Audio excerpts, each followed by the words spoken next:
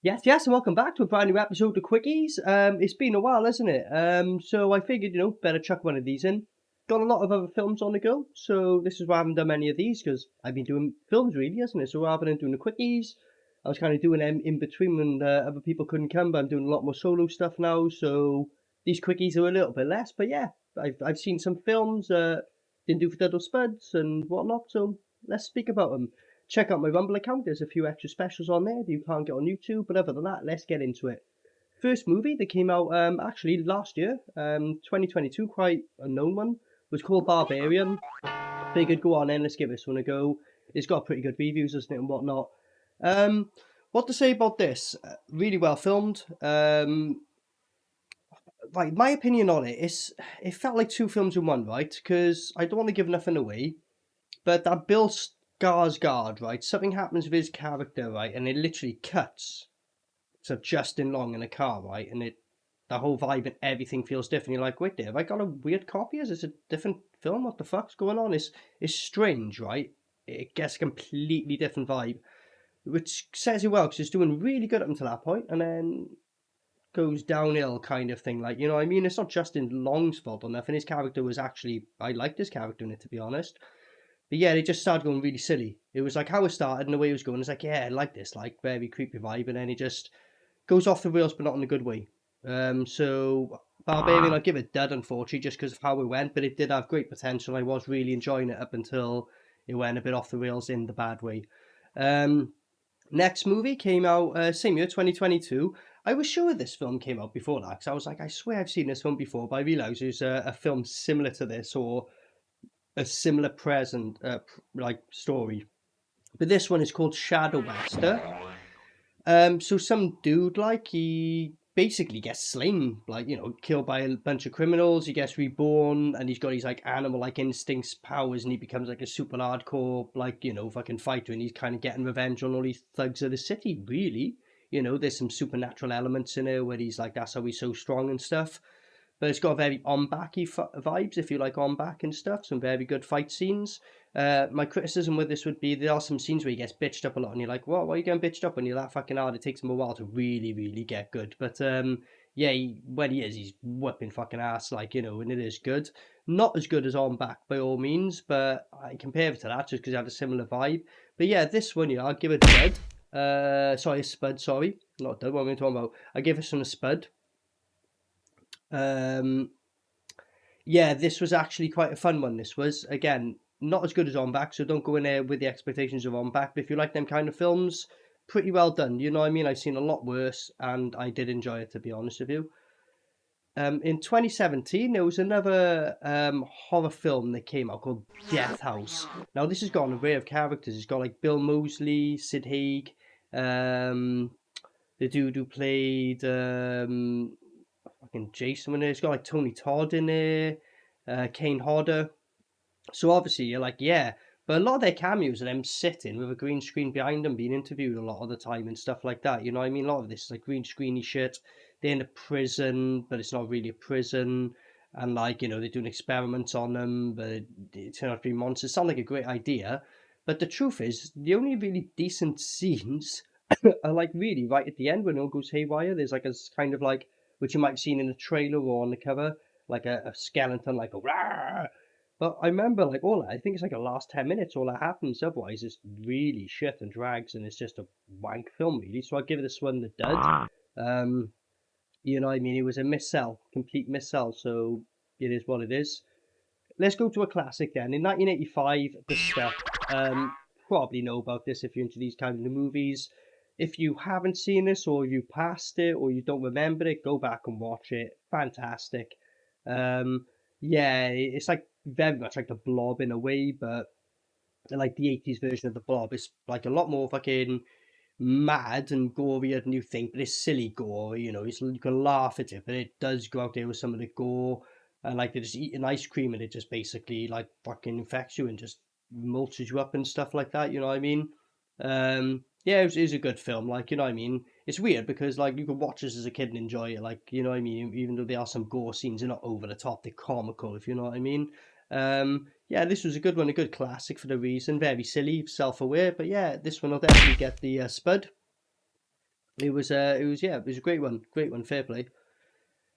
So another one that came out in 2022. We're doing quite a few ones recently. This was a French film called Deep Fear. Um, so it's set in the 80s and that's what it says the 80s. I was getting more of like a 90s vibe from it, to be honest with you, because I think originally it's set in the 80s and then it goes into the 90s, like late 80s, 90s or whatever. Like, so they did that well with some of the clothing and whatnot. Basically, it's like students celebrating graduation. So they're like, what should we do? Some girl who knows this guy, he's like, oh, I got a wicked idea. Let's go explore the catacombs before your friends got to go away. So give them something to remember, you know, Paris by kind of thing. So great idea. I love these kind of films. Like I've seen a couple of these films. Was it One Below or whatever that film is like? But that was pretty cool. This one, though, honest to God, it's like basically the idea is they go into the catacombs, they get like, you know, lost, stuck, and then they have to go elsewhere and they turn up to go to like a Nazi bunker. And it's supposed to be a Nazi zombie, and you're like, oh, wicked. Literally, it doesn't kick, like, you know, the show's right in the beginning, a little tease. But really, last 10 minutes of the film is when it goes off. Otherwise, it's just down through the catacombs, just kind of like panicking, going, we can't get out and all that. And I was kind of liking that. I was like, come on, get into something like that, you know. If this didn't advertise itself as a horror film and just like people getting lost in the catacombs, I would have actually quite enjoyed it because I was waiting on something that didn't come till the last 10 minutes. And when it did, it was a bit of a letdown. This gets it did. It was unfortunate because it had potential. Like, you know, the catacombs had a great setting and stuff. It was just Next one came out in 2017. This one called Trafficked. Now, this isn't one I'd usually do on Dud or Spud. However, it's a Brian Thompson movie, so I was like, oh shit. So I was going to do it for Dud or Spud, but I remember like, I was like, I know Brian's only in here for like a scene or two. I kind of knew that for a fact, so I was like, go on, I'll just watch it. So yeah, Brian Thompson is in it for the scene or two, and again, he's great when he's in. He plays like kind of an enforcer guy. It's got Sean Patrick Flanley. You'll know him from oh, what was that film he was in? A really well known Boondock Saints. You'll know if he was in that basically. Like, and he's amazing in it. Like, I gotta give it to him. He's like the main bad guy. He plays a real nasty piece of work in this. A couple of other faces you might know in there, but yeah, Brian's in here as well. Like, you know what I mean? Um, and yeah, kind of, you know, nasty stories, just trafficking women is about like from their point of view, is it going on, like, you know, and so there's nothing nice really, you know what I mean? It's kind of realistic, you know, it's like shit, this is pretty fucking brutal. It doesn't go into it that much in the sense of like you think you're watching like a snuff film or nothing. It doesn't, like, you know, it doesn't really a lot of cutaway things, you know, it just shows a lot of them just being like all just like after the afterwards and all that, you know what I mean? But yeah, what pretty good film this was. Like, I didn't know what to expect. I was going in there just thinking Brian film, see what it's like, but it actually turned out to be pretty well acted. You know, true to what it was. Quite rough, which is what you expect from this subject matter. You know, people, women getting trafficked and whatnot. But pretty enjoyable film to be honest. Like, so I will 100% give this one a spud. It was a surprisingly good one. Didn't know what to expect, and turned out to be a pretty well done film. In 1988, Bruce Campbell film, so I was like, oh man, I gotta watch him. I love him from Evil Dead and everything, and whatever else he's done. This movie called Moontrap came out. So they all go to space because they think like NASA finds remains of an ancient like race, but it turns out they left behind deadly robots or some shit. Sounds like a cool premise and all that, but to be honest, like, you know, although it's filmed okay and that, it still feels cheap.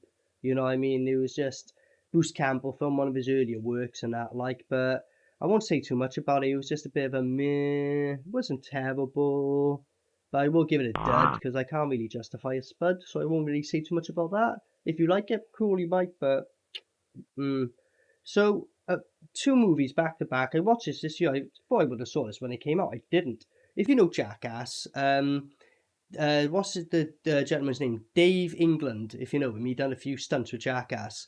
So he's the main dude in this film, along with Tom Green, and it was called Shread, which came out in 2008, and then in 2009 the sequel, Shread 2: Revenge of the Boarding School Dropouts. So they kind of back to back films. So I'll talk about them. Yeah, so they're kind of like in a snowboard thing.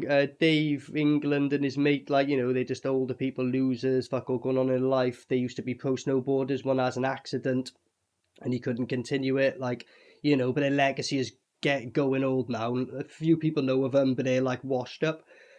Nothing's going on.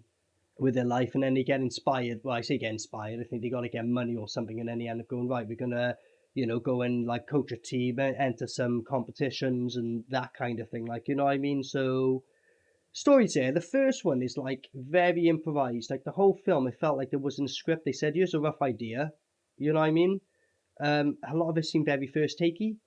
Some parts were okay, but I remember watching it going, man, Tom Green's in this, and I like Tom Green. I like Dave England, but I was just like, with a lot of the jokes, like the setting, I thought was great, like all up in the mountains, and I like snowboarding and that.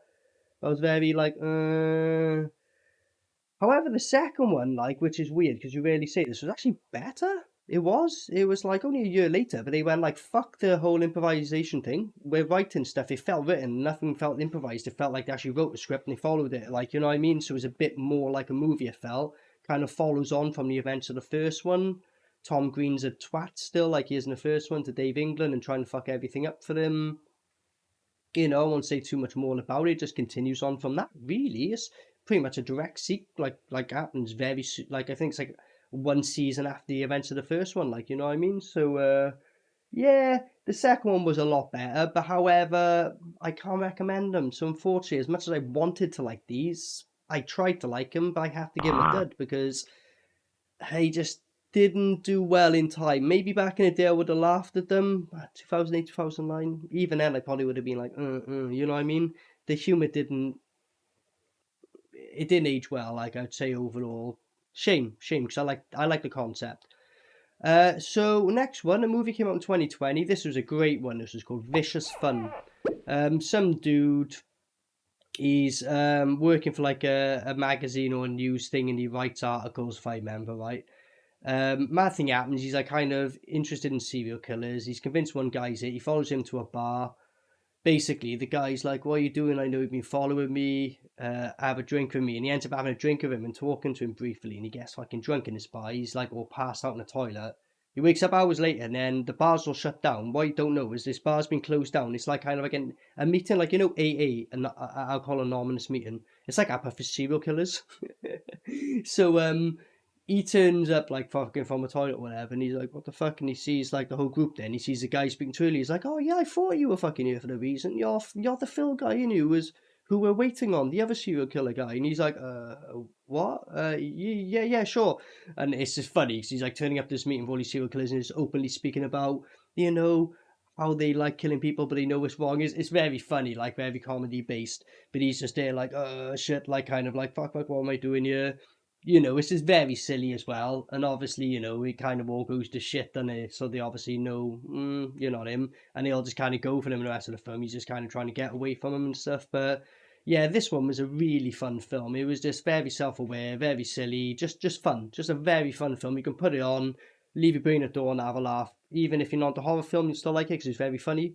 If you're more of a horror film, you'll still like it because there are some elements of it and it plays it up well with all that stuff. But it's just a very fun film to say describe, so definitely get a spud. Enjoyed it, and I recommend you give it a view. So to end all this one, just before Christmas I watched this, being the season and all. So I didn't do a dud or spud on it.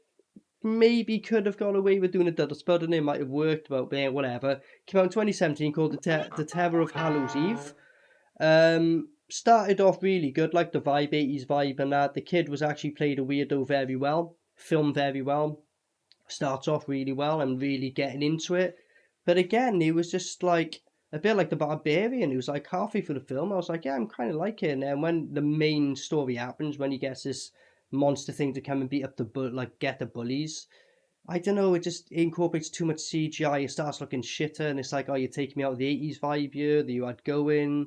It's losing itself a bit, which is a shame because I did want to like this one. I was actually liking it, but I don't know, it just kind of started going downhill, like, you know what I mean, as it went on. There is definitely positives to give it to it, so I wouldn't say not to check it out. If it looks interesting to you or something, you might be alright.